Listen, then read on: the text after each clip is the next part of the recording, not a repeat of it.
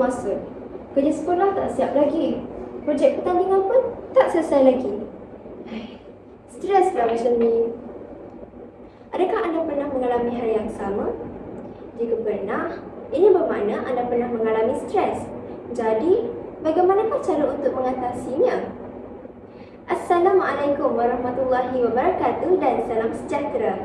Nama diberi Nurul Hani Sumairah binti Yusri, mewakili Sekolah Menengah Kebangsaan Bukit Besar dengan kod sekolah TEA 3119.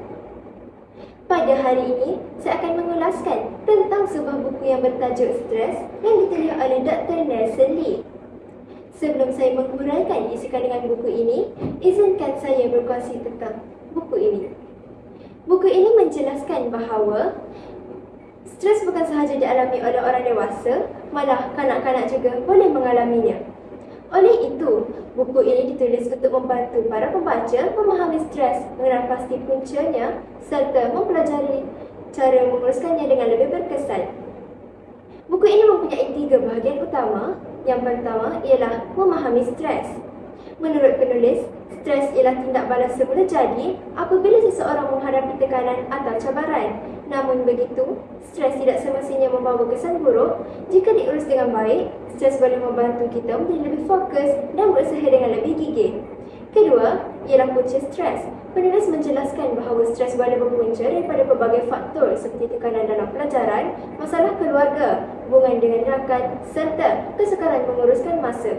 Ada juga individu yang berasa tertekan kerana terlalu banyak tugasan atau meletakkan harapan terlalu tinggi terhadap diri sendiri. Oleh itu, kita perlu mengenal pasti punca stres supaya masalah tersebut dapat ditangani dengan lebih berkesan.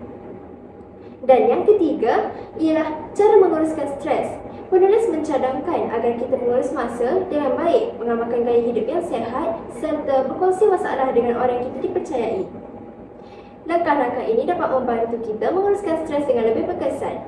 Sebagai kesimpulan, buku ini mengajar kita supaya tidak membiarkan stres menguasai diri. Sebaliknya, kita perlu menghadapinya dengan sikap yang positif serta mendapatkan sokongan daripada orang sekeliling. Pada pendapat saya, buku ini sangat bermanfaat kerana memberikan panduan yang mudah difahami untuk membantu kita menguruskan stres dalam kehidupan seharian. Itu sahaja daripada saya. Wabillahi taufiq wa hidayah. Wassalamualaikum warahmatullahi wabarakatuh.